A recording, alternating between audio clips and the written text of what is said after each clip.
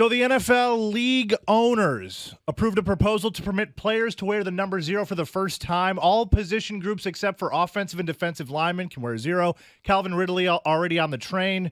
Micah Parsons already said, I'm switching Agent 0 coming soon. Does this offend the old head in you, or do you like the number 0? You know what? I don't understand the fascination with the number 0. I don't, but fine. If you want to wear it. To me, it just leaves yourself open to so many jokes if you do nothing, if you get no catches or you miss that tackle. But when all of a sudden I see people so excited to wear 0, I mean, fine. I mean, the NFL has understood it's all about fun and letting players do things. I'm glad there's no O-lineman with 0. That would look a little funny out there. But, yeah, you know what? If you're a wide receiver, cornerback, whatever, go ahead. Wear 0. It's cool. I've never stressed about stuff like that. I don't care. Only in college. You should never let a kid wear the number 1 jersey unless he's really good. Really? Can't have a bum wearing the number 1. Just can't do it. See, I'm okay with that. Earn the jersey. Wow. So going to Cleveland, owner Jimmy Haslam spoke today saying there's no playoff mandate for Coach Stefanski, but the expectation is making the playoffs. If you're a Browns fan, you're probably screaming for a mandate after bringing in Deshaun Watson, right? Yeah, Jimmy Haslam's a boob. And by the way, now that Snyder's gone, the least popular owner in this league because of what he did with Deshaun Watson and that deal. Yeah. So, yeah, it's playoffs or bust. If they don't make the playoffs, what did you spend the money for and give up the 3 first-round picks and become a pariah for? Because I'm, taken away from what Deshaun did off the field, I'm willing to say, okay, you sat out for a long time. You were rusty. Next year, you should be able to hit the ground running. And if this fails, you're on the hook for him. And, yeah, every other owner will prove that, you know what, we told you not to do this. But the good way of putting it, now that Snyder's gone, yep, bullseye is on you. There's always the weakest link, and if you don't know who it is, it's probably you. Looking at you, Cleveland. So this one I want to hear from Rico from first. Niners CEO, Jed York. Because we're privileged. Go ahead. He spoke saying he wouldn't change a thing about moving up to get Trey Lance, who might actually not be the starter this year. Where are you at with this? Would you change what they did there? No, I mean, because at the time it looked as if that they were going to get their guy. They weren't fully committed to Jimmy G. It just hasn't worked out. But we don't know what Trey Lance is because there's no body of work. He barely played in college. He barely played in the NFL. He could end up being a Hall of Fame quarterback.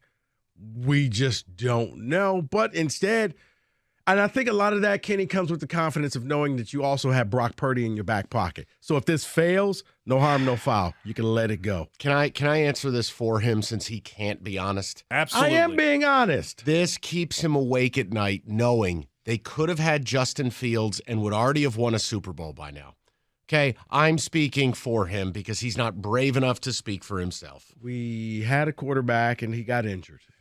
He got his both arms ripped off by the Eagles. All right. Well, speaking of the Eagles, we have some alternate jersey news. The Eagles will wear their throwback Kelly Green jerseys for at least one game. They're pushing to have the lids match as well. Are y'all a fan of the look? Love them. Shout out Vi Sikahema, Seth Joyner. I'm okay. Jerome Brown. I'm okay one time. I like the current Eagles jerseys, but yes, the Kelly Greens. Nasty. All right. Nasty. And they should have to play on the old turf at the vet, too. Wow. Torn ACLs for all. Wow. Can we get a neck roll in there, too? Dude, that thing was concrete.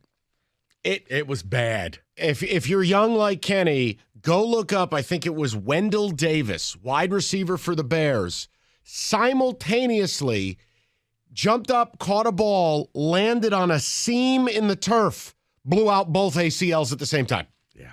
Jesus, how does that even happen? Because it's concrete. It's concrete, and they had open seams. It was like it was a new technology. What do they call it? A catatonic plate, or the things that cause earthquakes? Tectonic plates, tectonic. Or cataclonic. More on the. We'll just move on. More on the never-ending Lamar Jackson front regarding the narrative of him being injury-prone. I paraphrase what he tweeted out. He basically said he played 12 weeks, could have gotten injured, so why are you worrying about me sitting out the last few weeks? What do you make of this quote? How long do you expect Lamar to stay injury-free in this league? Can he stop tweeting? Could he just stop tweeting and focus on getting paid? He's acting like a child. And I love all the people who are like, oh, Lamar's so brave and he's so smart. Really? Let's check the interest hotline. What Lamar is doing, but Mike, it's just becoming more and more divisive because either you love him or you hate him.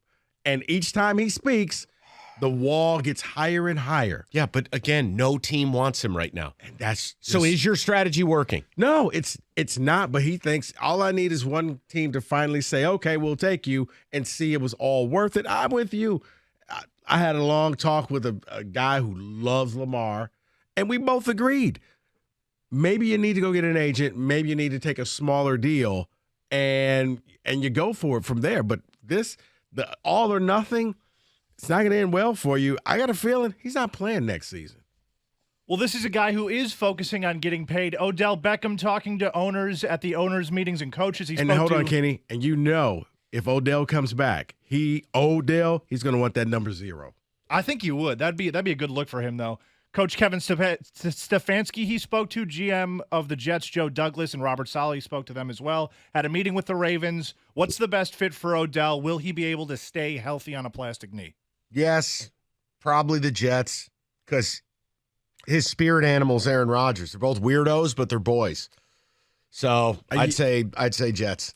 Do you think the Ravens are trying to think maybe if we get him here, Lamar will come on down off his high horse and just come back and play? You got your receiver. You got a great receiver. We got you somebody, Lamar. Here's your chance. Throw it deep. He wants every ball thrown to him.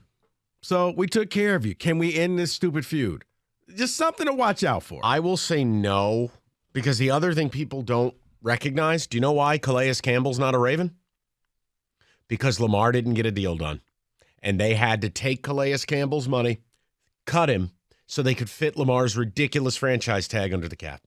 So, I don't know that the Ravens are really happy to do things for him currently. But I don't think Odell can be that player at this stage of his career. But if he goes to New York with Lazard, with Wilson. See, I think you only want him there because that's going to be a train wreck because there's not enough ball. You go to Baltimore, you only got to compete with the tight end, Andrews. That's it. Yeah, I want the he goes to New York, he may get thrown the ball 4 times, and he's going to pout. Maybe he'll propose to a kicking net. He'll flip over tables. Clown car on fire. Yeah. That is what I want. This is bad news for you, Mike, specifically. No. It seems like the QB sneak push rule thing, it might be sticking around. Competition Committee Chair Rich McKay saying nobody made a rule proposal, nor was there enough support on the committee for us to propose a rule change. Okay. So it will stay in. Call up Cam Newton or Tebow. At this point, every 3rd and inches or 4th and inches, I want Goff out of the game, and I want a construction barrel under center. We're going to sneak, and we're going to line up 2 huge people behind him and push him for a first down. Okay, here's the thing. I don't know if he's serious or not, Kenny.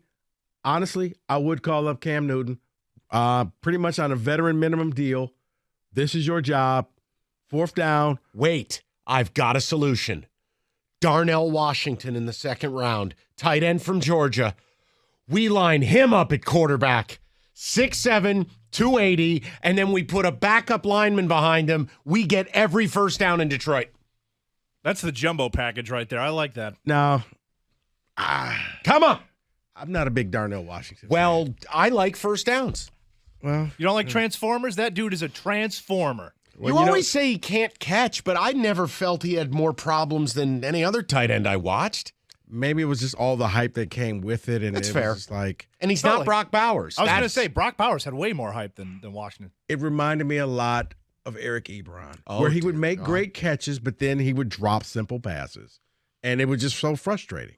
Look, bottom line is, I think if you're a team and you do play primarily under center, it would behoove you to have a solution for this, that if that rule's not banned and you're not going to utilize it, you're missing out. Yeah, but if I'm a quarterback like that, I would call up teams and say, I can be your 4th down goal line guy.